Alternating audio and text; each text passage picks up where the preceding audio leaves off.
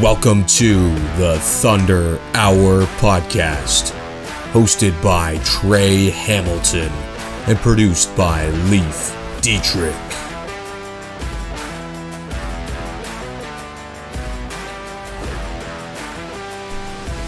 Welcome back to Thunder Hour Podcast. We are back here in studio in Woodstock, Ontario, Canada. I'm Treh Hamilton, joined alongside my partner in crime, Leif Dietrich. We've done some sprucing up to the joint, as you can see.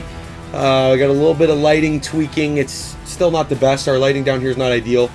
We wanted to kind of cover up some of the background, so we put in the Washel sign, even though Leif's partially blocking it, but that's okay. We'll forgive him. And there you go, buddy. And now he's blocking his Reimer jersey, so he might be offended.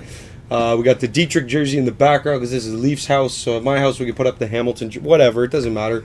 We got Cootsie here today as our display piece, Hockey Fights Cancer jersey. And then I got a Matthew Nyes jersey behind me. Unfortunately, I'm not a Leafs fan, but we came to an agreement after last week's episode, 2 weeks ago now. Me and Dad did the episode back at my place. We had the Philadelphia Flyers logo in the background, who are on a 7 out of 8 game losing streak right now, 4 in a row. So it's only fair that if I was able to put Flyers stuff up on Thunder Hour at my place, we could put up Leafs stuff here at Leafs house because he's a big Leafs fan. But anyway, yeah, it's great to be back. We had a week off. The boys were on a bye week, so we didn't want to do an episode because it would kind of be a weird episode because we'd have to line up the next game, but then also this week we'd have to do that, and also talking about the Woodstock game. We got a lot of content to talk about today. So, Leif, welcome back to the studio, man. How are you doing today, Leif? Oh, I'm pretty good. I'm glad to be back. Unfortunately, I missed what was it? 2 weeks ago now? Yeah, we did an episode 2 weeks ago. Yeah. Well, I'm back. Hope you guys didn't miss me too much.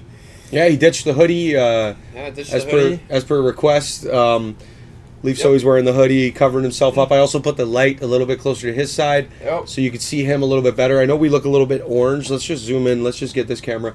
As you can see, also, I've lost the lettuce. It was a little bit too much to handle. I did not like having the long hair.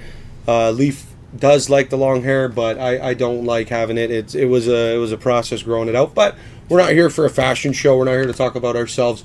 We're here to talk about your favorite Western Ontario Super Hockey League team, the Tilsonburg Thunder. So it's good to be back. Woodstock Lakers. Yeah, here he goes. I'm just kidding. I'm kidding. Don't.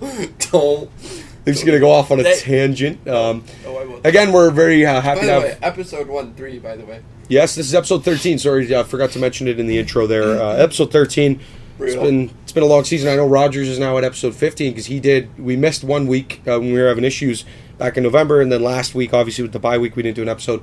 So Raji's 2 episodes ahead of us, so we got some catching up to do. We might have to do like a little special Leaf-only episode or whatever, something like that. But all joking aside, it's good to be back for episode 13. Again, we're happy to have all of our sponsors up on the screen. Domino's Pizza up on this side, proud sponsor of the Tilsonburg Thunder. They do Domino's 5 for 5, which if you don't know, you should know by now if you're a Thunder fan. And if you haven't been able to make a game this year, definitely try to get out to one because Domino's 5 for 5. If the Thunder score 5 goals at a home game or more, you get a voucher for a free medium 3-topping pizza. And down in our corner over here on this side, is the Mill. They are a standalone great sponsor of the Thunder. Volunteers and members of the team get 20% off every time they go to the Mill. So I know my wallet appreciates that when I take my girlfriend out to the Mill because it ain't the cheapest place. It's a really nice restaurant, and being able to get the 20% off, obviously, big help. And then up in the opposite corner, whatever way I'm pointing, is it there? Yeah, the Washel and VMF. VMF, number 1 sponsor of the league. They do a great job on the jerseys for all teams that participate. I know Tilbury and a couple other teams don't because they just had brand new jerseys last year, so it's kind of pointless. And a couple of teams like Dunnville have local sponsors that do their jerseys. So, but for the most part, VMF does most of the Washel, and they do a great job. So that's our little rant to welcome everybody into Thunder Hour Podcast. We got a lot to talk about today, ladies and gents. It's the month-end podcast. We're going to shoot for about an hour. Could be an hour and 10 minutes around there somewhere. We got to get the highlights in there from the Woodstock game as well. So got a lot to talk about, but let's just line it up. As I said, another introduction for everybody maybe who might be new to the show, or this is your first time checking us out. Maybe you're a fan of Woodstock or or Delhi team we're playing or have just played, and you're tuning in just to get a laugh at us for the fact Woodstock beat us, or you're a Delhi fan getting confident thinking you're going to win, even though you're 0-3 against us this year, let's not talk about it. I'm Treh Hamilton. I'm a grad of Mohawk College, radio broadcasting, and this is Leif. Dietrich, he's my best buddy. He did not graduate anything. He did graduate St. Mary's High School, and he's a Woodstock vet, so a Woodstock, not vet, like as in a Navy vet, he wasn't that good. But he's a Woodstock resident who has become a Tillsonburg Thunder fan. So he could be a Lakers fan, but you know what? He chose to come over to the dark side. We appreciate it. Anyway, we talk about the Tillsonburg Thunder. We talk about all things hockey to do with the Tillsonburg Thunder. Wins, losses, points. We're going to line a lot up. We're going to break a lot down. And this is, as I said, our month's end episode for December. I know it's coming out here in January, but it also is our January lineup episode as well. So, as I said, a lot to talk about. Let's jump right into it, Leif. Thunder had a decently busy 4-game month in December. A much busier January coming up, but 4 games, Leif. Why don't you break down, give us the 4 games and the recap, the 4 games and the results, from the 4 games that we had back in the month of December. All right, so December 2nd was a home game, right? Yep. Okay. We won 4-3 in overtime against the Strathroy Jets. Mm-hmm. December 9th, in Orangeville, Trey's coaching debut, we won 7-4. Let's go Thunder. December 16th, I decided not to say 18-3 Delhi, Thunder, which I should have. Yeah. But it was a 12-3 blowout in Delhi. It was more like in Tillsonburg because felt like we were louder. Oh, yeah. And then December 23, an 8-7 overtime loss against Woodstock in Tillsonburg. There you go. Holy Jesus. Welcome back, Leif. For a record of 3-0-1. Yep. It was a good month. We didn't lose in regulation in December. Strathroy's a good hockey team. They're top 4 in the league. We beat them in overtime, and that was kind of the Evan DeBrouwer show that night. He played well. He's a big goalie. Blocks a lot of those up top chances that you get because he's 6'5". Like, he takes up a lot of the upper part of the net. But Jamie McQueen personally took that game over in the third and into overtime. He had a great individual effort in the 2-on-2 overtime to win that game. And then in Orangeville, as Leif had mentioned, it was my coaching debut. But take it with a grain of salt. The Blitz are a very bad hockey team. They're 1-17 on the season. By the way, their only win was against the Stratford Fighting Irish. So congrats, Jamie, and the Irish organization for going up to Orangeville and giving them the confidence to not fold this team by giving them a win against the defending champs. We appreciate everything you guys do up in Stratford, including losing to Orangeville. Thanks, guys. But yeah, Orangeville's not a great team. That was pretty rough, eh? As you're wearing a St. Pat's, basically Irish jersey over here, because we like to show that we don't hate the Irish, we just don't like them. So we'll still wear some green. We'll still, look, I'm wearing the Green Bay Packers. It's some green. You can say it's Stratford. We're not big fans of the Irish, but we'll still show that we don't hate them necessarily. But yes, thanks for losing to Orangeville. But anyway, Orangeville not the best team. We went up there with a shortened lineup. Andrew Tapsell had a great game. Andrew Whalen had a great game. Sheldon Thompson had a 4-point night that night. Thunder came out 7-4, gave me the 1-0 coaching record. And then in Delhi, as mentioned, I think the Thunder, the first 2 games against Delhi kind of let them hang in there. And Delhi's not a great team either. They do have 6 wins on the year, I believe. But the Thunder, they let them stay close in the first 2 games. I think the first game was in overtime, 5-4. Chris McGuffin won that one. And then the second game was in Delhi, and it was I believe it was 8-5 with an empty netter. I think that was Jesse Raymond's first game of the year. Yeah. Razor wasn't the sharpest because he hadn't played in months, literally. But yeah, that was 8-5, so basically 7-5 with an empty netter. Delhi hung right in there. I think the Thunder just said enough's enough. You're the little brother of this situation, like you're not as good as us. We have the far superior team skill-wise, and we're going to go out there and show that, and they did. 12-3 final. And then the interesting game, the one we're going to talk about the most here today, because we have to run the highlight package for it as well, and it's the most recent Thunder game. December 23rd at home. Thunder fall to the Woodstock Lakers 8-7 in overtime. And Leif, there's a lot of ways we could go about talking about this game. We could make excuses. We could say, the Thunder just didn't put in the effort. We could say Woodstock's a much better team than they were. But overall, I was disappointed in a few areas of that game. And at the same time, I have to hate to admit it, but we spent the first 4 or 5 weeks of this podcast crapping on the Woodstock Lakers. Yep. Episode after episode, ha ha, Lakers suck. We were saying, we were just chirping the Lakers in general because they're our closest team that is a decent team because Delhi doesn't count, they're not decent. And watch them go beat us, and then I'll have to eat my words again. But, we spent a lot of time just jokingly, friendly banter, chirping on the Lakers. We went into Woodstock. We beat them 7-2 in their own house early on in the season. They were 0-4 to start the year, and they came into our building, and they returned the favor 8-7 in overtime. What was your view of the game, Leif? Because I'm a broadcaster. I don't get the same view as a fan. How did you see that game going down from the fan perspective? It felt just deflating. Like, the goals that were given up and, like, the back checking and just the body language from most of the team. Some of the guys, like, they showed up, and, like, those are heart and soul guys, but some of the guys just look so deflating. It was just so frustrating from a fan point of view to see them. Like, it almost felt like you guys gave up and, like, wanted to give the Lakers the win. Like, I don't know. It's tough. Well, it was 7-4 about a minute and a half into the third.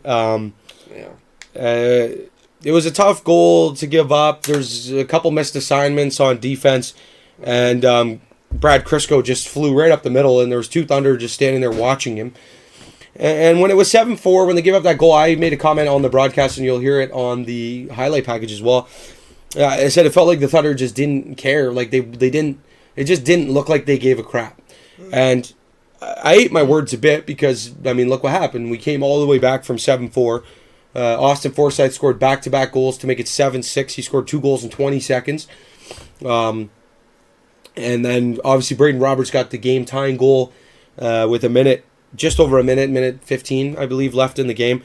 So we came back. We tied the game. Anthony Gelder takes a tough penalty. It was a little bit of embellishment from Hugh, but he's a good actor. We saw it up in Stratford. He has the ability to draw penalties, right? And there's some guys that are like that. I remember last year you bragging about that with Michael Bunting on the Leafs, that he knows how to draw penalties. And it's not that he's the most skilled guy or that he's even taking the worst contact. It's that some guys are just good at drawing penalties, and the refs are keeping a close eye on them. And when things happen, they happen. And was it a penalty on Gelder?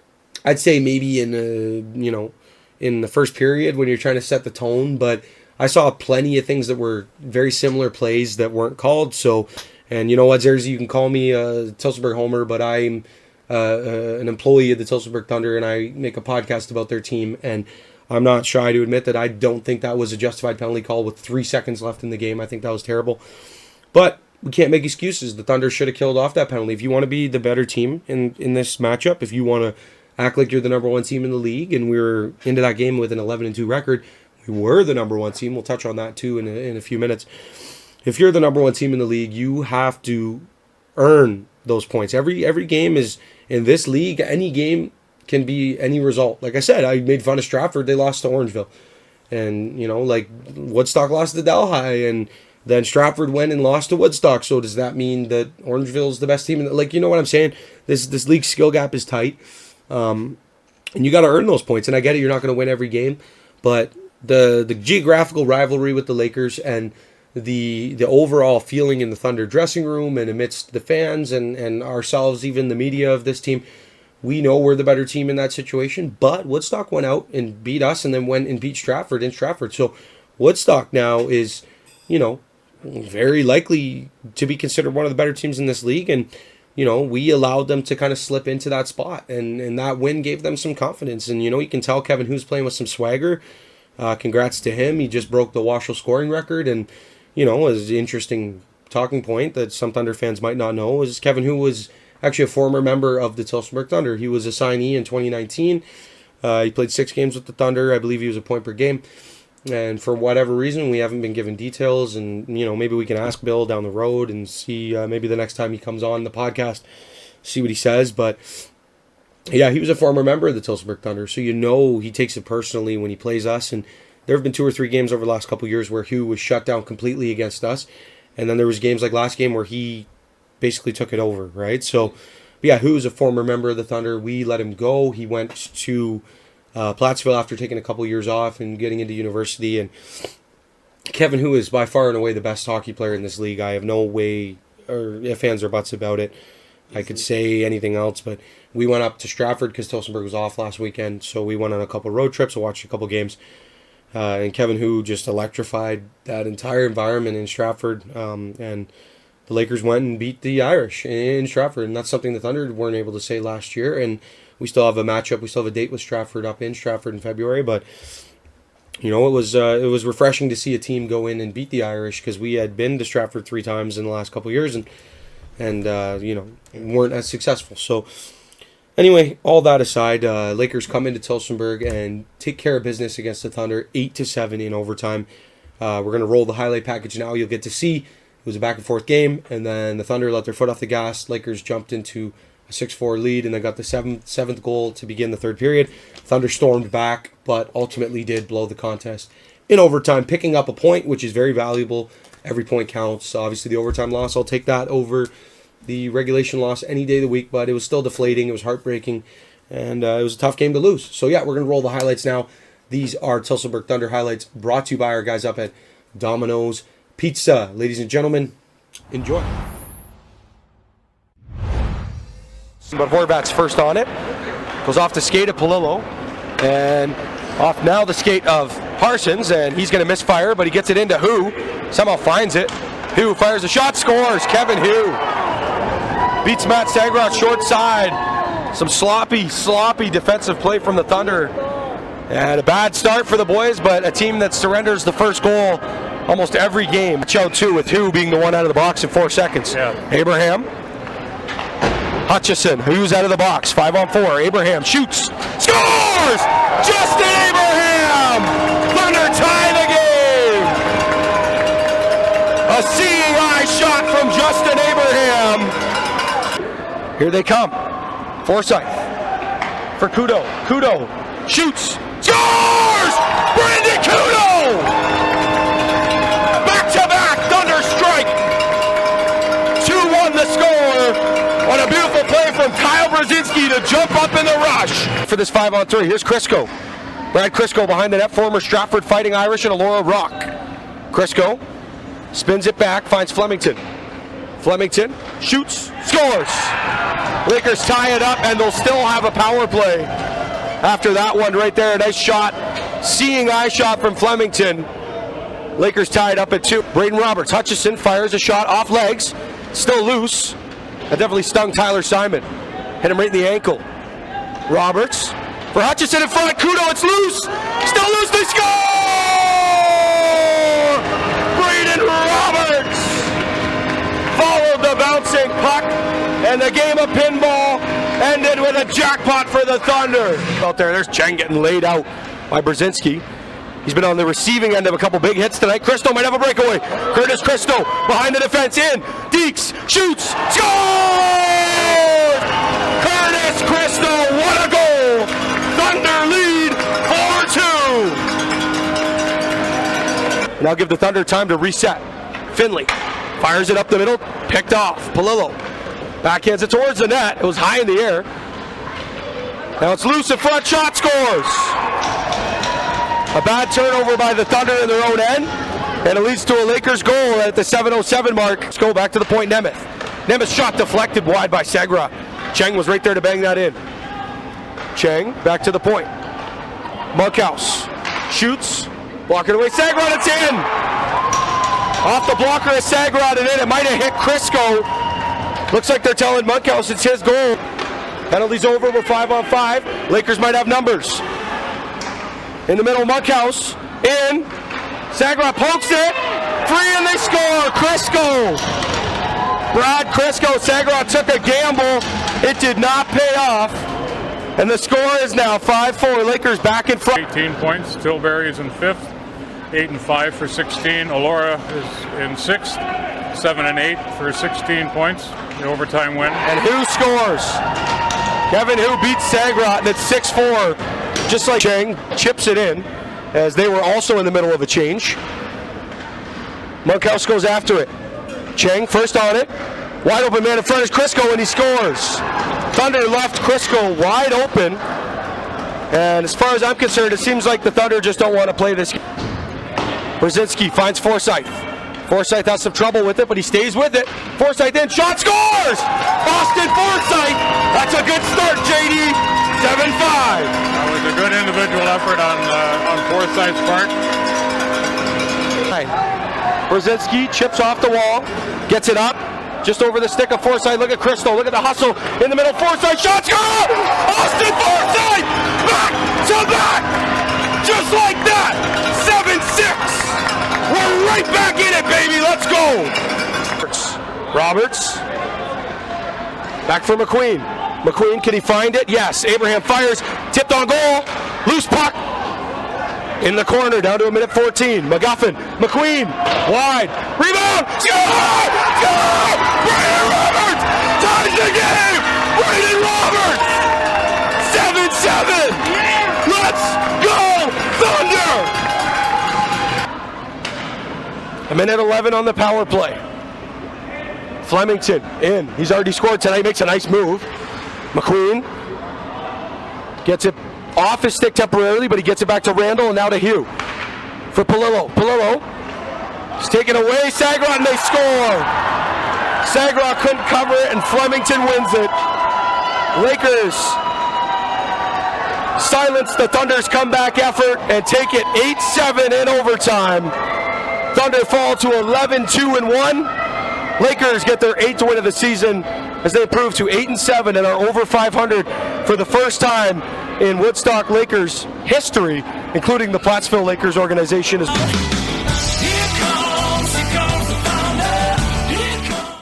Those were Tillsonburg Thunder highlights brought to you by Domino's Pizza here on Thunder Hour Podcast.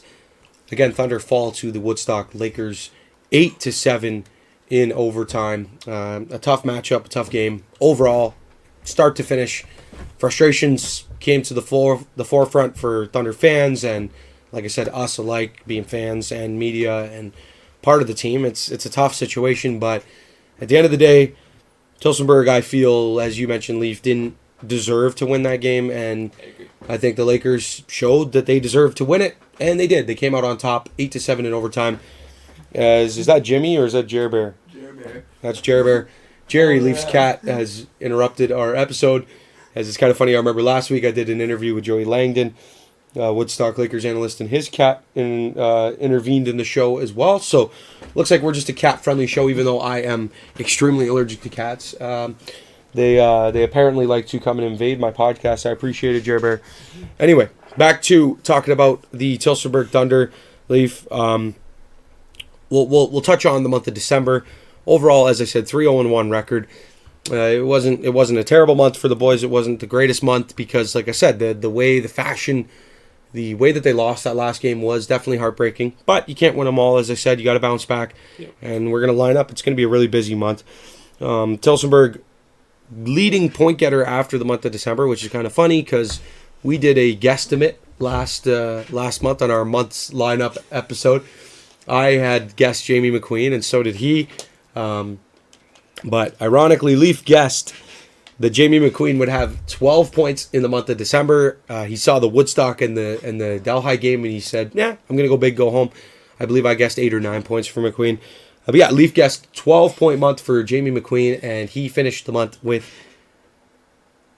exactly 12 points. So congratulations to Leif on guessing you get a signature, you get a signed game puck by your favorite Thunder player, who is Owen Stevenson. No, I'm just kidding. Kyle Brzezinski. Brzezinski lays the rights. Jamie McQueen gets 12 points in the month of December. A good month for Queener. Keeps him right up in the league scoring leaderboard area. Obviously, Kevin Hu's on pace for 50 goals this year. He's kind of running away with the scoring. But McQueen sits up there in the second spot. He's right up there with Denemy and Treh and these guys out in Petrolia. I think Polio from Woodstock. Palillo is actually in second. Yeah. He owns second place with the scoring because of, as I said, being on a line with Kevin Hu. You're going to score a lot of goals and get a lot of assists. Mainly assists, as I said. Kevin Hu is a goal scorer, and Palillo has been the main, I guess you could say, felicitator of the offense of Hu. He's getting him the puck, He's on the power play. So those two guys, 1 and 2, dominating league scoring. But Queener's right up there. He's in the 3rd spot. Yeah. As I said, Denomy's up there, or Denome, whatever. I apologize if I'm saying your name wrong, Dylan. He's up there, as well as, like I said, guys like Ryan Treh and Petrolia, whose brother just got signed, by the way, by the Petrolia Squires, who have made a couple moves. We'll touch on that potentially in a little bit. But, yeah, the Washel scoring record now broken and owned by Kevin Hu. Hopefully Queener can have a good month this month and catch back up. I'd like to see him finish with 50 or 60 points this year, if possible. He's at 30 halfway through the season, so he's on pace to get up there near 50, 60 points. Hopefully he can keep that pace up, and hopefully he puts up another 7 or 8 against Delhi tomorrow. That's obviously the plan for Jamie McQueen. It doesn't mean it's always going to come to fruition, but he likes playing the Delhi Flames, and he's definitely shown that he is a dominant player. Thunder, after the month of December, sit in 2nd place in the Western Ontario Super Hockey League with an 11-2-1 record. Now ahead of the Thunder is Petrolia. They have an 11-5 record, but they have, I believe, an overtime loss in there. Just let me quickly hop over to the Washel page. This is going to turn off my microphone there, so let's do that. Let me just hop back over to OBS, because I knew that was the hotkey would turn off the mic. So, sorry, not the mic, the camera. So I had to have that hot wired up and ready to go. Let's go to the Washel here. We'll check out the Mighty Expedite standings and give you guys kind of a breakdown. As I said, Thunder are 11-2-1, sitting in 2nd place. Petrolia does not have an overtime loss. They are 12-5 for 24 points. Tilsonburg at 11-2-1 with 23 points.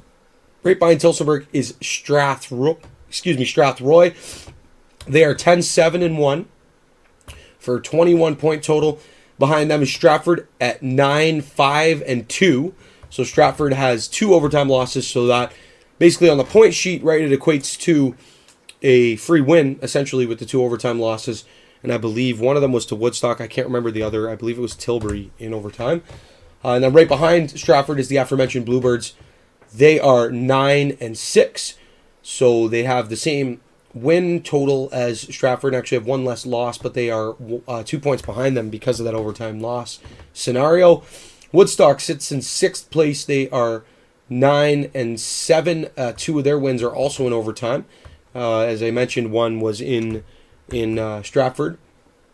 And then Alvinston sits in the 7th spot. They've only played 13 games this year, though. So Tilsonburg and Alvinston have the 2 lowest games played total at 13 and 14. Alvinston 8-5 with 17 points. So Alvinston, you look at Strathroy, they're in 3rd place. They have 18 games played with a 10-7-1 record. But Alvinston's sitting there in the 7th spot, and that would be Tilsonburg's playoff matchup right now, would be guaranteed, because the 8 seed is the one that's decided through the play-in tournament. Alvinston's a good hockey team, man. I'm kind of nervous. They have a plus 18 goal differential. Like, they're no slouch. Like, they are, I believe, the 2nd least penalized team behind Strathroy in the league. They have a pretty good power play. I mean, like I said, it's kind of scary. Like, Alvinston's a much improved team. I'm not looking forward to seeing them, because we see them twice in the month of February, which is when the season closes out. So it's kind of a tough, last season, end of season push. Sitting in 8th place in the Washel, the edge, and the last spot, which would be the play-in tournament 8 spot, so you get a home game, but you're not guaranteed to make the playoffs in 8th place, is the first Washel champion, the Elora Rocks, who have taken a major step back this year. They've gotten older, they've gotten slower, they're losing home games, which was unheard of a couple years ago. Elora sits at 16 games played. They have a 7-7-2 record, so they do have the 2 overtime losses.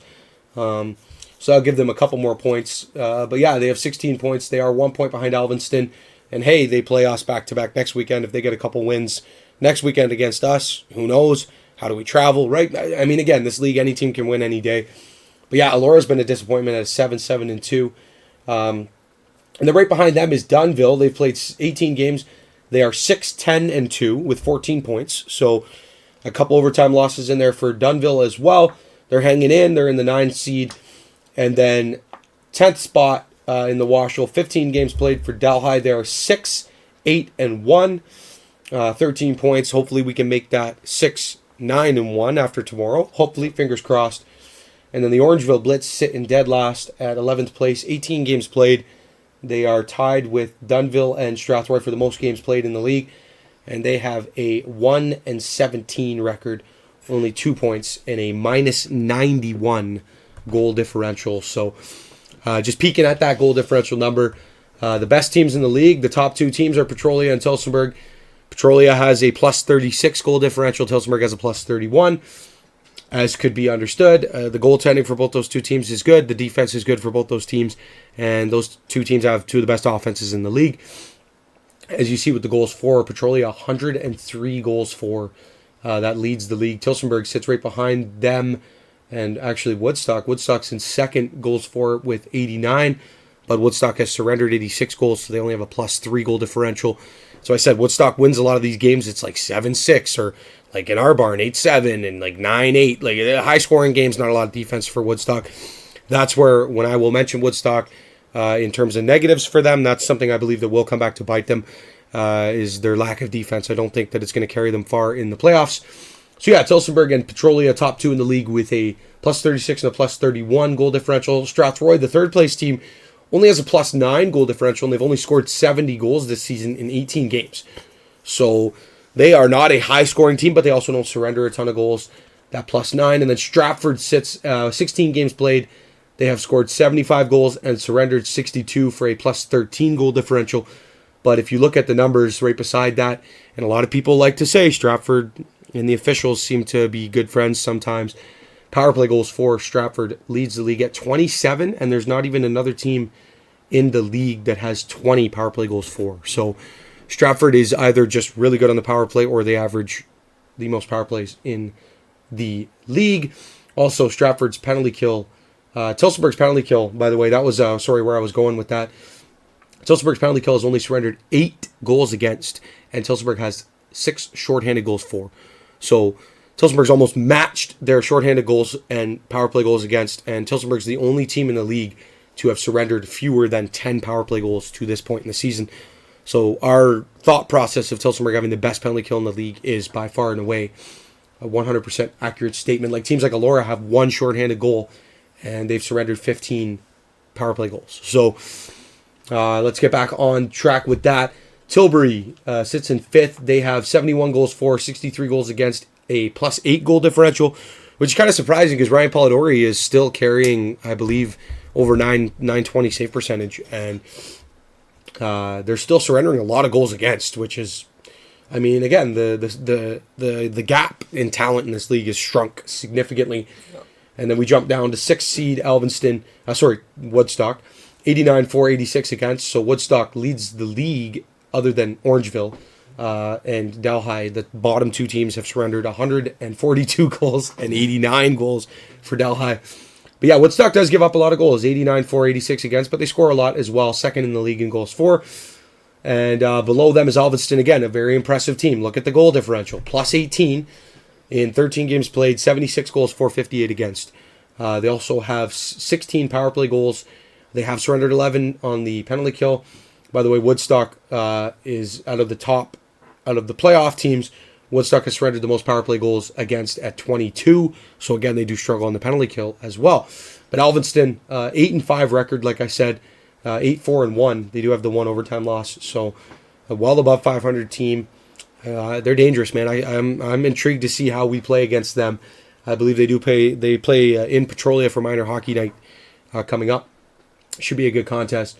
And then Elora sits in the 8th seed. They have 81 goals for, 78 against, +3 goal differential, 18 power play goals, 15 goals against on their own penalty kill. One of the more penalized teams in the league. Stratford is the highest penalized team in the league, which is where I will get shit on. Excuse me, I just said the S word. Whatever. Let's bleep it out. But I will get crapped on by Stratford fans because they have 457 penalty minutes against, which is by far over 100 penalty minutes more than the second most penalized team. So although they do have a lot of power plays, they do also take a lot of penalties, and that's going to hurt Petrie's team in the postseason. Last year, one of the areas that made them so successful was they averaged 4 or 5 power plays a game, and they only gave up 1 or 2. And this year, they're giving up 5 or 6 penalties a game. And I understand those numbers are skewed. 457 includes the fights. Stratford gets in a fight every game, at least one. Yeah. So that's a 10-minute misconduct and a 5-minute major. So that's 15 minutes right there. So you have to factor that in with our league. Obviously, Stratford is the most penalized team. Tillsonburg is in 3rd in that category behind Delhi. Dunnville sits in the 9 spot. This is where you start to fade off with the goal differentials. Dunnville has given up 63, has scored 63 and given up 81 in 18 games for a minus 18 differential. And the Delhi right behind them in 10th place has scored 77 but surrendered 89 for a minus 12. And then rounding out the group, Orangeville, 51 goals for, 142 goals against. That is a tough stat to observe if you are an Orangeville Blitz fan, if there is such a thing. Ouch. But yeah, that's just kind of a breakdown of the goal scoring output in the league. We wanted to give you guys a little idea of power plays and penalty kills, things like that. And just to show you Tillsonburg, although we're sitting here and we're upset because they lost to Woodstock, Tillsonburg's still by far and away, in my opinion, with Petrolia, the top 2 teams in this league. Highest goal differential, goals for, best penalty kill in the league, 3rd most shorthanded goals against. Tillsonburg is a heavily penalized team, but again, Tillsonburg is a scrappy team. They get in fights, so you have to factor that in. That's why they're up there with Stratford in terms of penalty minutes against. But look at Tillsonburg. Let's look at that number. 334 penalty minutes, and they've surrendered 8 power play goals. That penalty kill that's an over 90% penalty kill, dude. That's incredible. We saw it when we went down to Petrolia, man. Petrolia had 14 minor penalties. Tillsonburg had 14 minor penalties in Petrolia. And Petrolia only had, I think, 3 or 4 power play goals. They still killed off 10 minor penalties in that game. Yeah. The Thunder penalty kill is outstanding. And they've only surrendered 8 power play goals against all year, and I think it shows. But yeah, Leif, let's jump it over to you. After December, stat leaders for the Tillsonburg Thunder. Give us goals, assists, and points for Thunder stat leaders after the month of December as we head into January. We have a tie with goals. Yes, we do. We have Andrew Allen and Jamie McQueen with 11 goals each. Assist, Jamie McQueen with 21. And our point leader, Jamie McQueen with 32. Up to this point. Yeah. I would say that's about... Was he around this pace? 2 points per game. Yeah, he's around. I think he's scoring a little bit higher pace this year, but yeah. The Delhi game last year when Queener had 8 or 9 or 10 points, it was crazy when we put up 18 goals against them. That obviously boosted the stats, and this year he has a 7-point game against them. But yeah, he's right on pace for about 50-ish points. Maybe if he has another big game against Delhi, or we're done playing a lot of the softer teams after tomorrow. That's the thing about the Thunder that we want the fans to realize when we line up this schedule, is that we are, realistically speaking, we are done playing soft teams after tomorrow. Delhi's a soft team. Delhi's not a skilled team. The other soft teams on that list, Dunnville, I almost said Delhi again. Dunnville, not a great team. We're done playing them. Orangeville, not a great team. We're done playing them. You can go down the list again. You could say Alora's a soft team, but they're still big, physical, and strong. The soft teams, Delhi, Dunnville, Orangeville, those games are over. The rest of the season, this schedule gets tough, and it's going to be challenging. It is not going to be a simple task, so to speak, for the Tillsonburg Thunder for the rest of this 2024 portion of the schedule. But with guys like McQueen and Whalen, hopefully being able to make most of the games. And as we said, when our defense is all there, we have the best defense in the league. Now, unfortunately, we will give you guys, before I get too sidetracked, because we like to do that here, yes, I'll give you guys a injury update for Thunder fans who maybe are unawares. Mitch Fitzmaurice had suffered a groin injury back in early December. Which game was that? I believe it was the Strathroy overtime win when Fitzy, it would have been the 2nd of December. Yeah. Fitzy pulled his groin, and then he tried to continue playing, and he made it worse. He told us it was a groin injury that's been kind of nagging at him since the OHL when he was back with the Niagara Ice Dogs. He kind of first sustained that injury.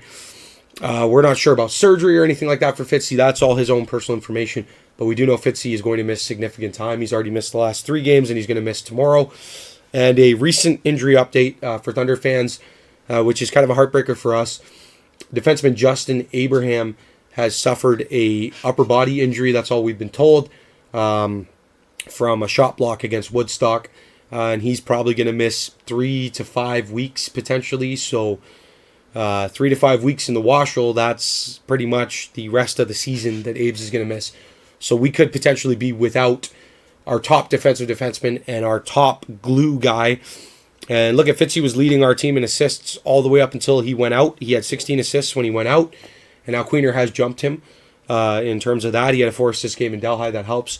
But, Fitzy's a heart and soul guy. He's a penalty killer. He wins face-offs. He'll play on any line. He doesn't complain about ice time or anything like that. Fitzy's out there, and he does his freaking job.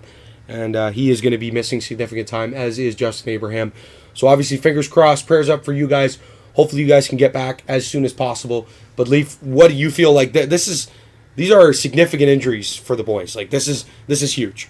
I agree. I think they're really massive. I hope that they get obviously better soon, but I just hope our team can bounce back from it. Mm-hmm. I'm not expecting, pull a Maple Leafs and be like 18-0 without Matthews. I'm not expecting that, but, hoping that they play better. This guy. Oh my goodness, I can't deal with it. It's always the Leafs. That's why Bill Ryan always appreciates this guy's commentary, because it's always Leafs. But anyway, no, I get what you're saying. Leafs.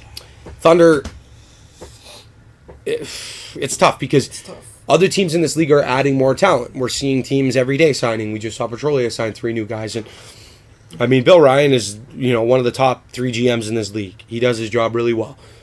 But is he going to be able to pull a couple strings and bring in a couple new guys? And we obviously hope for that, but we can't promise you guys anything. We don't know, and even Bill can't promise anything. This is senior hockey. Like, if there's nobody in this area that's willing to play for us, or, if there's locker room dynamics or the lack of having a coach, is that going to impact signing new guys? We don't know.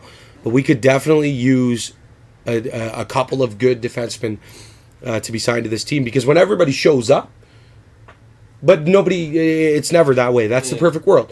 Like, theoretically, if there was no injuries on this defense, this would be our defense. And if guys showed up to every game. First pairing, Memorial Cup champion, Ryan Martinelli, former London Knight. Stud. He came into the playoffs last year, and he helped carry us to the win against Tilbury in that series. And he was even very impactful in the Stratford series, despite us losing that series in 4 straight. He was the biggest difference maker I've ever seen in the Washel defensively. He'd be on a pairing with more than likely Brendan Barletta, former Oshawa General, top junior prospect. Barzy's one of the best defensemen I've seen play the game at this level. Again, him and Martinelli, 2 of the better defensemen in the league on a pairing. Second pairing, Jamie Forsland, former North Bay Battalion. Again, a stud defenseman, 6'5", big guy. He's a shot blocker, defense first kind of guy. It's kind of funny. He scored in his debut against Petrolia. Hasn't scored since because he's not going for offense. He wants to block shots. He wants to be a defensive guy, and I appreciate that. Put him on a pair with Jack Van Boekel, and 6'5" and 6'7". Van Boekel, just coming from the ECHL last year with the Wichita Thunder. I believe he played also with the Cincinnati Cyclones, a couple other teams. Van Boekel was 2 sniffs away from the National Hockey League. And he's 6'7", and he beats the crap out of guys. Just ask number 18 on Delhi. It doesn't feel too good. After, by the way, he got his ass kicked twice in 2 games against Tillsonburg, because Abe's knocked his tooth out, and then the next game he tried to take a run at Van Boekel. I don't know who you are, 18. Not the smartest guy in the league. Anyways, so second pair, Forsland, Van Boekel, 6'5", 6'7". Van Boekel, offensive-minded. Forsland, defensive-minded guy. So that would round out your third pair. Would be Chris Knotts. And who else? Look at the names we still have that we haven't even listed. Justin Abraham. Yeah. Former pro player in Sweden. Caledonia Corvair stud. Big guy. Former guest on the Tillsonburg Thunder podcast, Thunder Hour podcast. We're missing names like Brzezinski, Wyzak, Tony Geldart, Mike Finley. All contributors that wouldn't even scratch that defensive lineup. And if all of those 6 guys showed up every game, you might as well write our name on the trophy right now. But it's senior hockey. That's true. Martinelli, high-profile job in London. He's not going to show up that much. He hasn't been to a game this year. He might not even make the roster cut in January because you don't want to waste a spot on a guy who's not going to be there. Van Boekel, again, job commitments. And as I said, he's a former ECHLer. He was a stud. He's engaged. He likes the team, I can tell, but he's not going to be there every game. Forsland, him and Abraham are best buddies. They carpool. They're on a pair together. Well, now Abraham's hurt. Is Forsland going to be there every game? We don't know. Barletta has other job commitments and life commitments as well because these guys are not making millions of dollars to play hockey. Barletta's not going to be there. We know already. We'll announce the lineup in a bit here. We know Barletta won't be there this Saturday. So my point being, Bill has said it to us, you need 12 defensemen on a Washel team. You do. Because 6 of them aren't going to show up every game. And you know that. And luckily for the Thunder, Colton Wyzak and Kyle Brzezinski have stepped it up. They have stepped it up. For rookies, they're the kind of guys you need to fill a roster because the Forslands and the Abrahams, now Abe's is hurt. I know Abe's is normally there almost every game. Those guys are the Barlettas and the Martinellis and the Van Boekels. The really, really good defensemen aren't going to be able to make every game. Hopefully in the playoffs, things change. Because if we come out game 1 in the playoffs, and we have that defensive lineup I just mentioned, write our name on the trophy. But it's true. You need those young guys like Brzezinski and Wyzak to be able to come in and step up. And Tony Geldart, he's been a great filler. Geldy's been awesome. Throw him on the third pair with Knotts or whatever. Knotts is, basically a first pair guy now, the way he's playing. But Bill, that's what we're going to request. If there's any way to go out and sign a couple good defensemen. I know you're in contact with some guys, but we really need to fill this thing out because if we're going to be missing Abe's for the rest of the year, like I said, does that impact Forsland's commitment? Does that, like I said, is Van Boekel going to be able to commit to 5 out of the 6 games this month? We don't know. Once the playoffs roll around, maybe it's a different story and guys will be battling for ice time then on the blue line, but as of right now, we know we have one of the best offenses in the league. Look at the goals for, goals against. We know we have one of the best defenses. But with the Abraham injury, and as I said, the guys like Martinelli not being able to show up, and the guys, like I said, Van Boekel has other commitments, Barletta. Will we be able to successfully do what we need to do to win a championship with the current team that we have constructed now? I don't know. Other teams are signing other guys. Other teams are getting better. Alvinston, getting better. Petrolia, getting better. Stratford signing Ben Howardchuk, getting better. What moves are we going to make, Leif? And that's a question I'll leave for you. What do you think? I have no idea. I don't know why you asked me, because I have no idea. But do you think that the team we have constructed right now, chemistry-wise and talent-wise, is good enough to win, to continue to stay in first place or near first place and win the Washel Super Cup? No. No, we're not. We're literally a couple forward injuries from, honestly, I don't want to say disaster, but pretty close to disaster. Mm-hmm. Like losing Fitzy already, and then say, like, McQueen. If McQueen's hurt, what do we do? Yeah, Whalen. Yeah. Kudo gets hurt. Thompson gets hurt. Yeah. Yeah, it's true. We're a couple injuries away from being in a disastrous situation. And as I said, defensively, that's where my concern is. Offensively, I think we can score at will. Yeah, we can. Because the young guys like Forsyth and Baker have come in. And as I said, Whalen and McQueen, like they have the shot. Like they're those guys. They are those guys. But defensively, we'll break down the lineup in a bit. Do we think that the defensive lineup that we're carrying right now in the dog days of January is going to carry us to a first place finish? You want first place. Guaranteed home ice advantage through the entire playoffs. You're going to get to play the 8 seed, which is either going to be Delhi, Dunnville, Elora, or Orangeville. Like, who else would you want to play in the playoffs in the first round? You want to cruise through the first round. Look at last year. We played Strathroy. It was not easy. No. Don't forget our first round in the Washel is a 5-game series. You lose 2 games. Guess what, buddy? You're 1 game away from getting out of there. It's not a cakewalk, so you want to get that first place finish. Defensively, do we have the talent? Theoretically, on paper, yeah, we have the best defense in the league when those 6 guys I mentioned show up. But commitments, jobs, wives, kids, doesn't happen. So if we want to carry ourselves to that next level, that's what we're going to have to do, in my opinion. I agree. So let's line up the month ahead. I'll do 1 game, Leaf, and then you do the next game just so you can understand when it says versus, it's at home. When it says at, it's on the road. I know that this is simple stuff, but Leif's a very simple guy. He wears, look at all this Leaf stuff. Obviously, he's a very simple guy. I'll start it off. We begin the month of January tomorrow in Tilsonburg.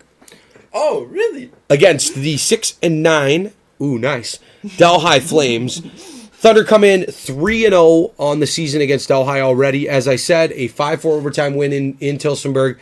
McGuffin got that one.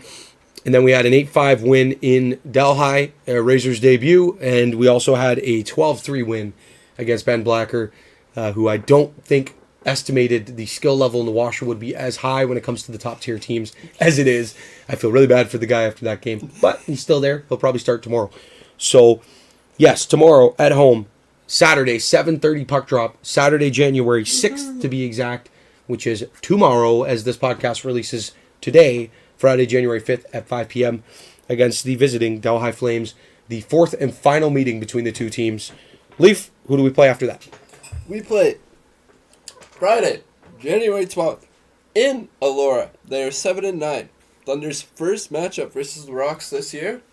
They seem to be on a bit of a down year, I would say. I haven't paid much attention to them. I'm going to be completely honest. So why don't you talk about them? Yeah, well, I have no idea. I haven't either. Like Elora last year was projected to go to the championship again. A lot of people thought it was going to be Tilsonburg versus Elora in the championship. Stratford and Elora met in the semifinal. Was in Tilbury? Well, yeah. Well, according to some people, it should have been Tilbury, but that's fine. Tilbury Elora, excuse me. Tilbury Elora was the projected final last year. The top two teams, blah blah blah. Yeah, wonder what happened. Polidori.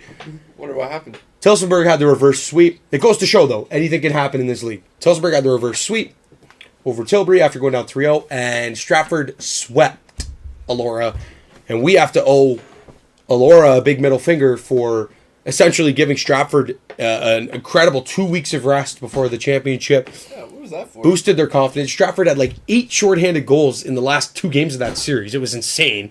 Like, I couldn't even... Ray Robbins and Mav Petrie and all these guys, like, it was insane, dude. Like, they were all over them. And ever since that series last year, Elora is not the same team. They lost a few guys.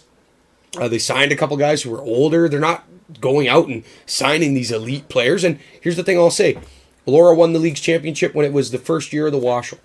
The talent in this league was not near where it is now.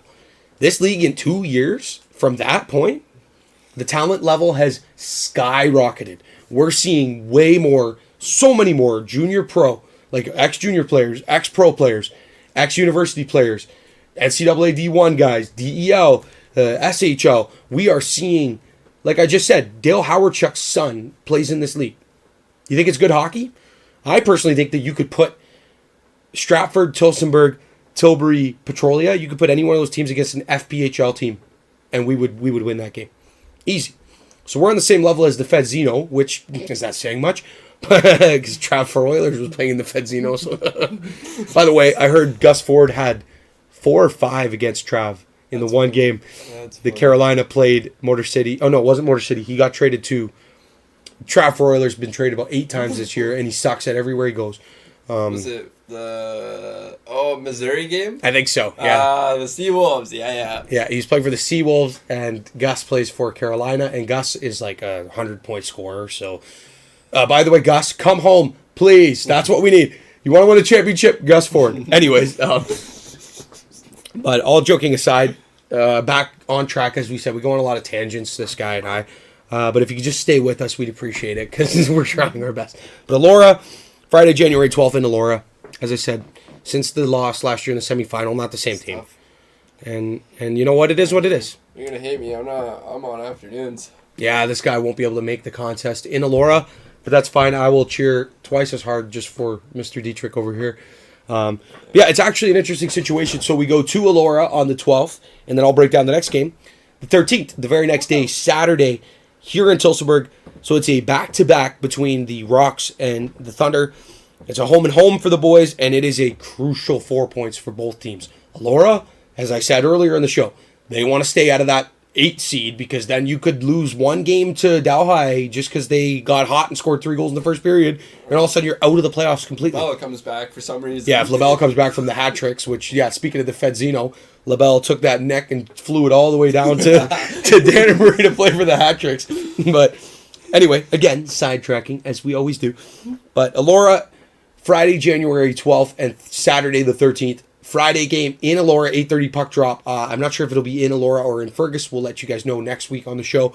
And then Saturday at home, 7:30 puck drop versus Elora. 4 points up for grabs, and as I said, Elora, those are huge 4 points. And for Tillsonburg, this is our easiest, probably 3 games of the month. Out of the 6, these are the 3 easiest games, as you'll notice with our last 3 games. Jesus. I just like... Yeah, you get to line up a couple of them. So we got Delhi, Elora. In my opinion, 6 points up for grabs. If the Thunder don't get 5 out of 6 points in that situation, 6. it needs to be 5 out of 6 minimum. I don't want another overtime loss. That was terrible. That was heartbreaking. It's heartbreaking. Don't do it to us, guys. But Anyway, yes, Saturday, January 13th, and Friday, January 12th, back-to-back, home and home with Elora. I like the way that the league did that, and I know that people keep telling me, oh, the league, the schedule's randomly generated by a computer. Well, I've seen a lot of these back-to-backs, and what it does is it creates no advantage for either team. So, men's hockey, senior hockey, you guys have jobs, wives, kids. We've been over this. Tillsonburg is not bringing a full lineup to Elora. They're not. It's 2+ hours from here if it's in Elora. Hour and 45 if it's in Fergus. We're not going to be able to have everybody. Also, it's Friday night. Some guys work afternoon shifts. Some guys work till 5 o'clock. So you're going to work till 5 o'clock and then be in Elora for 8:30 for a puck drop. So warm-up's at 8. Ideally, you want to get to the arena by 10 after 7. No, it's not going to happen. But the advantage swings because then the very next day, they have to come to our barn, and they're not going to bring a full team. So that's a lot of the complaints I've heard in the past of this league is that the travel does impact the show. It impacts who shows up for what game. And having those back-to-backs at home and home for both teams should kind of balance that unfair advantage out. So we'll see how it goes. But yeah, I think it should be 5 out of 6 minimum in those first 3 games. Because Leif, who do we play after the 13th in Elora? Oh, God. We play on the Saturday, January 20th. In the Thunderdome against Petrolia. Most likely going to be the battle for first place. Mm-hmm. We are 2-0 on the season. They just signed like 3 guys, and I'm kind of nervous. And they just had a back-to-back this past weekend and won both games. Like they're legit. Oh boy. The Squires came right into this league and showed that they were the best team in the WOAA now, the OEHL or whatever it's called. They were the best team in that circuit because they're a team. And the Squires may not have the most talented group of guys. But you know what they have? 2 really good goalies. What you need in this league is we have that problem ourselves. Because we have Sagrot, and when he's on his game, he's the best goalie in the league. We saw it. That Delhi game, 60 shots, 3 goals against, none of his own. And Sags has had his up and downs this year. This is supposedly the Matt Sagrot fan club, and we're going to be crapping on him a little bit later. But anyway, all joking aside, Sags, we have Sagrot, we have Wah. But they have 3 good goalies, 3 capable goalies who can win games in this league in Petrolia. And they are a team. They play very well together. They mesh. They have a system. Again, I've said this in the past on our last few episodes, dude. I don't know what the Thunder's system is. I don't know. I can't watch it. Yeah, well, not having a coach doesn't help. But I watch the Thunder. Sometimes it seems like different guys are playing a different game. The Squires, the Bluebirds, the Fighting Irish, and even now, sad, crazy to say, the Woodstock Lakers play a system. Does that system always work? Well, we said it. Woodstock's given up 86 goals this year, so obviously not.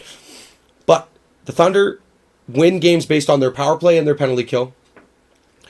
And for whatever reason, scoring in succession. Bang, bang, bang. If you get into a game against a team like Petrolia on the 20th at home, and it's that battle for first place, they bring most of their guys. They have their starter back in net. Which, by the way, Brandon Campbell, the starting goaltender for them, who's their 1A, we were chatting with some guys in Tilbury when we went down to see the Tilbury Petrolia game, where Petrolia came out on top 4-3. They said Brandon Campbell is unfortunately injured right now, and he probably will miss the rest of the regular season. So they are down to their backup. But again, it's like if we lose Sags, I'm confident with Wah. Anyway, if Petrolia gets in a rhythm, gets a couple early goals, if the Thunder penalty kill doesn't capitalize on its opportunities of jumping up and getting shorthanded goals and killing other teams' momentum, what system do we run? That's what I question. I'll let the guys figure all that out because they are the professionals. They're the ones that do it. But at the same time, teams like Petrolia scare me. And I agree with you. That's the battle for first place, essentially. And, I mean, it's going to be a tough matchup because they're pissed after we went to their barn, made a lot of noise, and we came out on top 7-6 with probably our worst defensive game of the year. And we still won that game. So they're going to be pissed. There's going to be like I know they're not Alvinston, so they're not bees, but it's going to be like, knocking on a beehive. The Squires are going to be mad. And they have an extensive history with us. They've been a rival of us for over 15 years. And they're not going to be happy. So that's going to be a tough game. And, folks, it doesn't get any easier. The very next week, Friday, January 26th. Oh, make that game.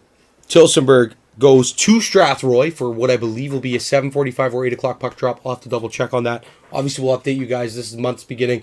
So every episode, we will in-depth break down these games. Much more than what we're doing right now. Strathroy sits at 10-8 as their win-loss. I know they do have the overtime losses. I'm not counting these in when I'm reading off the records. What makes it interesting, the Thunder beat the Jets already once this year. It was a close matchup. 4-3 in overtime. Evan DeBrouwer showed he can take over a game. Tillsonburg had almost 60 shots. Strathroy only had, I believe, 28 or 29 shots. And it was a 4-3 final in overtime. So, obviously, it's again a challenging game. Strathroy still has won 10 games. And I know that their schedule is winding down. You only play 24. So, Strathroy's on the back nine, like fully. And they'll have already played a couple more games by then. So, they'll be at 20 games played, only 4 left at that point. It's going to be a tough matchup. It's on the road. Strathroy packs their house. They usually have a really good crowd. Hostile environment for us as the fans. Hostile environment for the players. They did beat us last year in the playoffs in Strathroy. I believe they beat us once in the regular season last year as well in Strathroy. It's going to be a tough game, and they're going to want revenge. Again, both these 2 games in a row, Petrolia and Strathroy, both those teams are going to want revenge. And will they get it? Hopefully not. Again, if the Thunder play their game, if everybody shows up, if I'd rather just see us go out and execute, but as analysts, we have to break down the positives, the negatives, and the possibilities. I think, and you'll see when we make our predictions, you'll see what we predict, and I think that's going to be a tough 2 points to grab at Strathroy, Leif. Oh, yeah, and it doesn't get easier. No. It gets even worse. Because Saturday, January 27th. The next day. Shout out. Oh my god, it is a back-to-back. It's a back-to-back. Shout out to my brother and sister's birthday, by the way. So, I swear. The Dietrich twins, the Thunder have had a streak this year of losing on birthdays. Oh. By the way, they lost to this team on my birthday. Right. Anyway, we play Tilbury in Tillsonburg. That sucks. That sucks a lot. They signed some guys. Mm-hmm. This is going to suck. Mm-hmm. And because it's a birthday game, you know what? Go Thunder. Yeah. That's all I have to say. It's going to be a tough matchup. Tilbury, obviously, it's the end of the month. That is our last game of the month.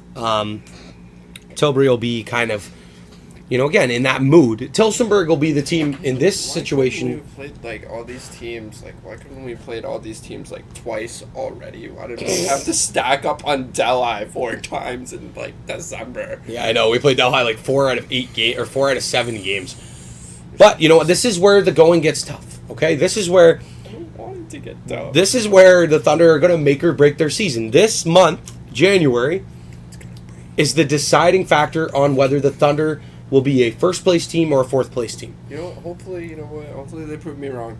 Hopefully they just bend and don't break. Hopefully, but there's only one way to find out. That's to play these games. So to recap for everybody, tomorrow, January 6th, Delhi in Tillsonburg. January 12th, Friday, 8:30 in Elora. January 13th, the next day, at home, 7:30 puck drop versus Elora. Saturday, January 20th, at home versus Petrolia. As we said, battle for first place. You're not going to want to miss that game because we don't like each other. Those 2 teams are not big friends of one another.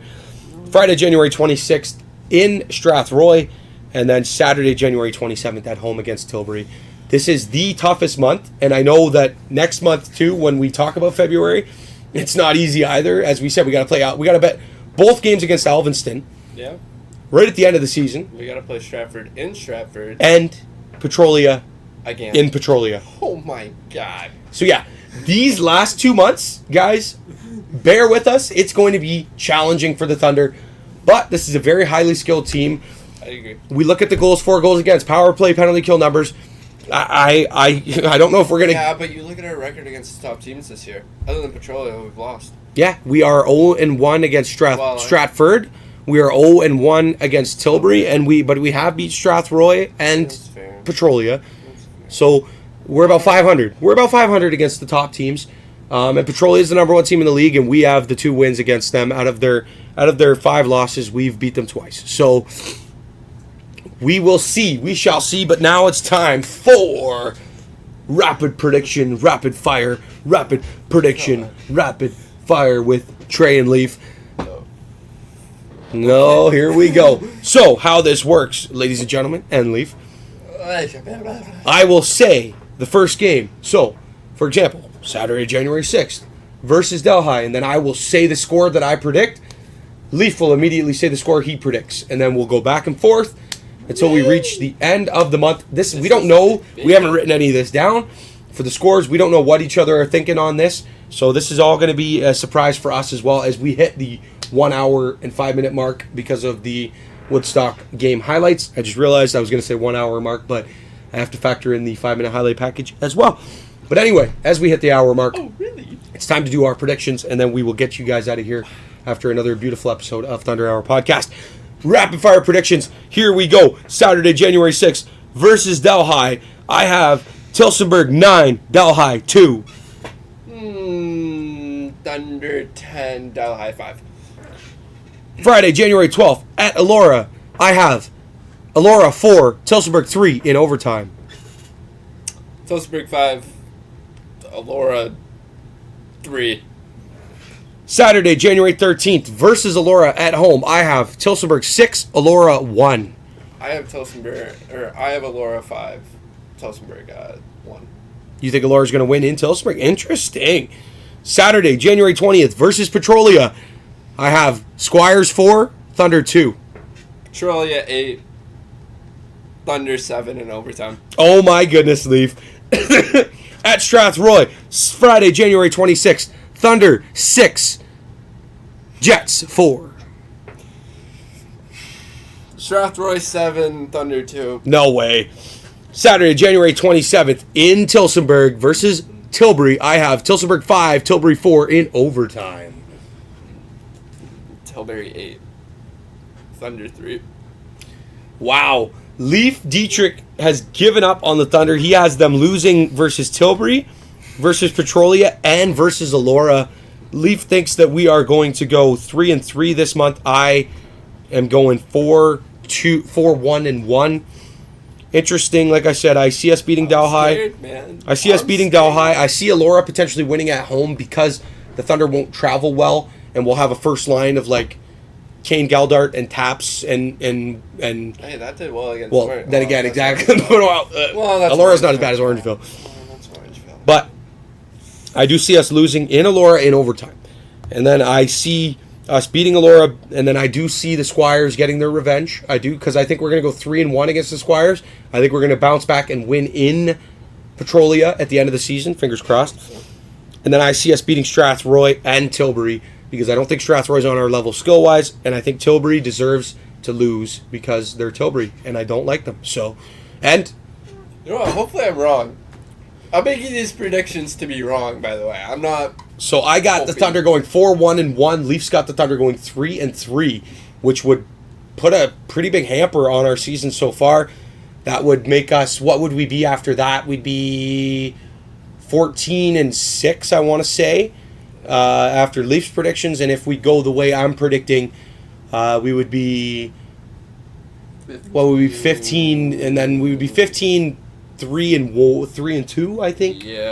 Yeah, something like that. No, because I got us losing the regulation, so we'd be 15-4-2, which would look a lot better on paper than Leafs 14-6 or whatever. So, but anyway, that takes care of the monthly prediction segment. Woohoo! Hopefully I'm right and he's wrong. Hopefully they go 6-0.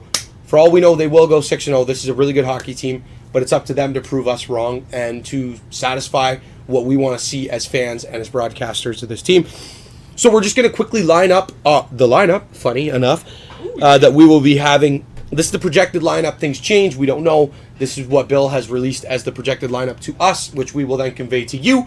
And by the time you're watching this episode, 5 o'clock, it might be a whole different lineup than what is actually going to be there. But this is what we know so far. And then from there, we will break down our full in-depth expectations of the game, and then we will send you guys on your way. So, for the Thunder, projected lineup, January 6th versus Delhi, which is tomorrow. First line, left wing, Baker. Center, McQueen. Right wing, Whalen. I like that line a lot. I like both the top two lines, to be honest with you. Second line, left wing, Forsyth. Centerman, Rebry. Right wing, Brandon Kudo. A really good line. Third line, Kane Geldart, left wing. Braden Roberts, center. Andrew Tapsel on the right wing. Fourth line, because the Thunder are running 11 forwards instead of 12, the fourth line will be Christo on the left wing. Rotational center play between Roberts, Rebry, and McQueen up the middle. And then the right wing on that line will be Van Beezen, who has earned, honestly, Leif, Van Beezen's played really well. He's earned to get in the lineup, big time. All the young guys are playing, and then you'll notice that on defense. Defensively, first pair, Jamie Forsland, the big man, and Chris Knotts. Knotts will make his return after missing the last game, and we blame the loss on him. Second pairing, Colton Wyzek and Kyle Brzezinski, who, by the way, were our second pairing in Petrolia when we won 7-6. They play well together. They're very calm, composed. They're good friends. And they seem to just know when to jump, when to hold. I like those two. And then our third pair is going to be Anthony Geldart, Tony G, and Mike Finley, the veteran. Hopefully Finns has a little bit better of a game. Finns admitted it in the post-game last game. He called himself the Muffin Man, threw a few pucks up the middle. But you know what? You can't sit here and blame the game on Finns. It was shaky goaltending from Sags, shaky defensive play from the whole Thunder team, and a lack of effort that ended up costing us that game.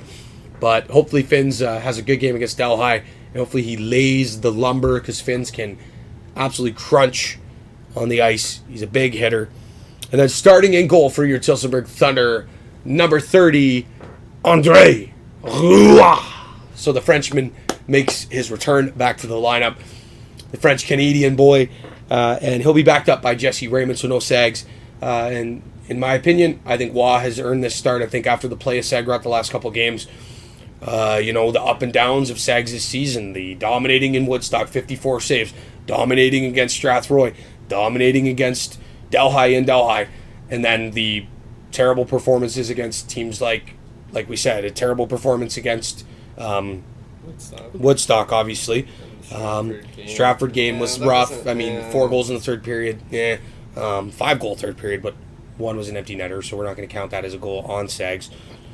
There have been a couple games. The Petrolia game in Petrolia. Was a tough one. Sags is battling it a lot this season, and we love him. Like, Sags, we're your number one fans, man, and please don't take this to heart and think that we're crapping on you. It's been an up and down season, man. You're battling. You're driving a long way to come out and play for this team. You have Stony Creek whispering in your ear, come play for the Tigers, Sags. Come play, even though their starting goalie's like 6'8". But whatever. Anyway. Sags, we love you, man, but Wazzy with the .921 save percentage, undefeated on the season so far. I think Wazzy deserves the start. And as we were talking about off camera, this is a situation where I think Andre Waugh needs to get more starts, because as we get into the postseason, if Sags gets injured or if he's having a bad game, we need Wazzy to come in and know that he's ready to play. So I like the decision from Bill and the guys to get Wazzy to start. Wazzy has already beat Delhi this year. It was the 5-4 overtime win in Tilsonburg. I'm looking forward to it. Leif, what do you think of this lineup? Do you think your prediction is going to hold true with the 10-2 victory, you said 10-5, sorry? Yeah, I actually really like this lineup. Excuse me, sorry. It's kind of sucks that we don't have a fourth line center, but honestly, it looks pretty good. I don't particularly like the third line. I feel like you could put Taps in the fourth and put Christo up, because I feel like Christo's played pretty well the past couple games. Mm-hmm. That's not a knock to Taps at all. That's just Taps has also played well, but I get what you're saying. Yeah, Christo's Crystal's been on pretty fire. good, yeah. Well, last game we saw Cristo, Forsyth, and Geldart on a line, and they might end up putting those three together. Yeah. Again, these lines are not official. Yeah. These are just what we see and And what they always change mid-game. they so I'm do. not too The lines worried. do change up, especially with an 11 forward group. It's going to change during the game, depending on chemistry. What do you think of the first line, McQueen, Whalen, and Baker? I think that's a good combination. I like it. They tried it before. Yeah. What game was that? That was Baker's first career goal. That was. Yeah, he should have had like 5. I know that was at home Oh. against. Oh, Was it Delhi or Dunville? I think it was Delhi. The first Delhi game, 5-4, I think so. overtime. I think so. I can't remember exactly, but yeah, that was Bake's first career goal. He had like 4 chances. He got robbed on the breakaway. Yeah, because that was the game I was calling the Delhi goalie Donnelly, even though it wasn't Clay Donnelly, who I'm hearing is going to return to the lineup against Tilsonburg. And he did already play last game, so, scary. And also, thank the Lord Josh LaBelle is in Danbury playing for the Hat-Tricks, because I do not want to see him on the ice for 58 minutes and 37 seconds out of 60 minutes. Again. It'll give us less guys to chirp, but anyway, I'm broadcasting the game. I can't chirp anybody. But overall, based on the lineup, I like Rebbery, Forsyth, Kudo a lot. I think that's a good line. Yeah. I think offensively we're set. I think defensively, again, we're lacking. We are, because Forsland and Knotts, Wyzek, Brzezinski, and then Geldart and Finley. It's not our best defensive core, but It's good. it's also a good core. Like this league, we do post some of the best depth in the league, and I know we've been kind of laughing and saying we got to sign another guy. It's just because look who we're missing. That's the problem. Look at the names we're missing. Offensively, we're missing Hutchison, who's one of our leading goal scorers. Where did he go? Hutch isn't playing this game. Hutch is unavailable. More than likely shift I work. thought he was hurt. More than likely shift work. No, he's not hurt. We're missing Fitzmaurice because of injury. We're missing Justin Abraham because of injury. We're missing Jack Van Boekel, who's unavailable. We're missing Ryan Martinelli, who's unavailable. And we're going to be missing, this game, Brendan Barletta, who's unavailable. So He'll be back. I'm not too worried. it's just obviously, like I said, those 4 guys, throw them into this defensive lineup, and all of a sudden Wyzek's on the third pair, Geldart and Finns aren't even playing, and Brzezinski's probably up on the 4th line playing offense. I like that. Brzezinski. Well, if anything changes with the lineup, obviously, you guys will notice it at the game. This is our last chance to touch base with you guys prior to the actual contest, which will take place tomorrow. Our podcast, Thunder Hour, is set to release today, Friday, January 5th at 5 p.m. This has been a wonderful show. I had a great time doing this with Leif. As always, thanks to everybody for watching. We have made our predictions. We've said our piece. We've gone on and on for an hour. Hopefully, you guys enjoy it. Hopefully, we can get up 60, 70, 80 views. We don't know yet. Obviously, having a guest is always the way to go. But as you can tell by us rambling on for an hour and 20 minutes almost, having a guest sometimes isn't always liable. Like next week, we play 2 games. So we're going to have to break down this Delhi game, line up both Elora games, give our predictions on those games. So it'll be difficult. Obviously, we posted on Facebook a poll for you, the fans, to decide who our next guest is going to be. As of right now, it does appear Jamie McQueen is the front runner. We will be in touch with Queener. We'll figure out what's going on. Every name on that list we want to eventually get on the show, but as I said, guys obviously have jobs, commitments, other things like that, so their number one priority is not coming on to Thunder Hour Podcast. But we will do our best to get what you guys have asked for. I know we're still due for an episode with the Razor, and we will eventually get Brzezinski on the show, as Leif has been asking for the last 8 weeks.